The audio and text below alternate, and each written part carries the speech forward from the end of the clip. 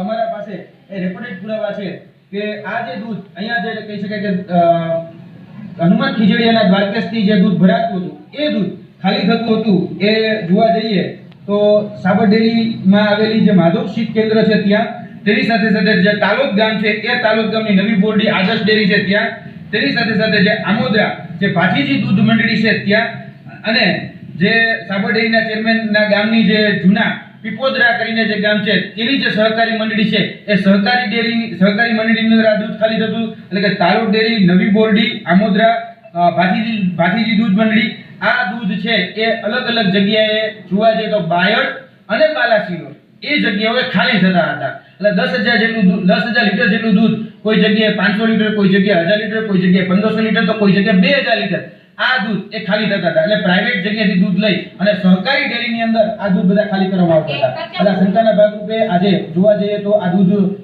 જે જગ્યાએથી ખાલી થઈ અને અહીંયા સુધી પહોંચતા હતા હનુમાન ખીજડી સુધી, તેનો પીછો કરતા અમે આવ્યા હતા. અને આજે એક ઘટના પણ અમારી સાથે બની છે.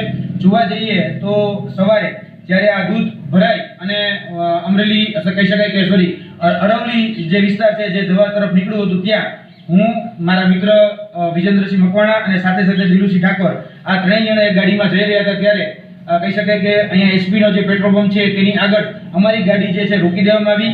આ ટેન્કર જે છે એ ટેન્કરના માધ્યમથી જ અમારી ગાડી આ ટેન્કર જે છે આડું કરી દેવામાં આવ્યું અને ગાડી રોકી અને બેફામ અભદ્ર શબ્દો એમને કહેવામાં આવ્યા અને ત્યારબાદ અમારી ઉપર જીવલેણ હુમલો પણ કરવામાં આવ્યો. કહી શકાય કે ત્યારે મુકા વડે અમારો જે કાચ હતો, જે કહી શકાય કે દરવાજો, એ દરવાજો તોડવાનો પ્રયત્ન થયા.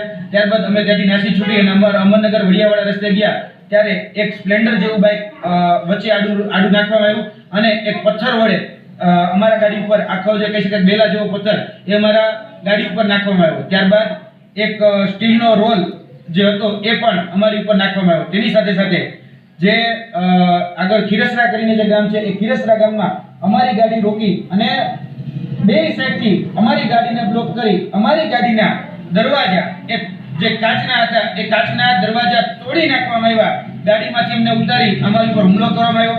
તમે જોઈ શકો છો કે અમને પણ અત્યારે ઈજા થઈ છે. તેની સાથે સાથે અમને પણ મારવામાં આવ્યો છે.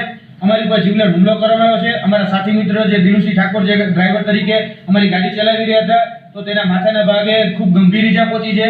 તેને લોહાણ કરી દેવામાં આવ્યા છે. ત્યારબાદ અમારા જે વિજેન્દ્રસિંહ મકવાણા હતા તો તેને પણ કહી શકાય કે બેફામ અને બેલગામ મારવામાં આવ્યો છે. એટલે આ ખૂબ જ દુઃખદ ઘટના છે. આ ઘટનાને અમે વખોડીએ છીએ. તાત્કાલિક ધોરણે આની પર એક્શન લેવાય એટલા માટે અમે બંને જગ્યાએ જેતપુર જે તાલુકા પોલીસ સ્ટેશન છે ત્યાં પણ ફરિયાદ આપી છે. તેની સાથે સાથે જે વડિયા જે પોલીસ સ્ટેશન છે ત્યાં આ જે ટેન્કર જે અમને શંકા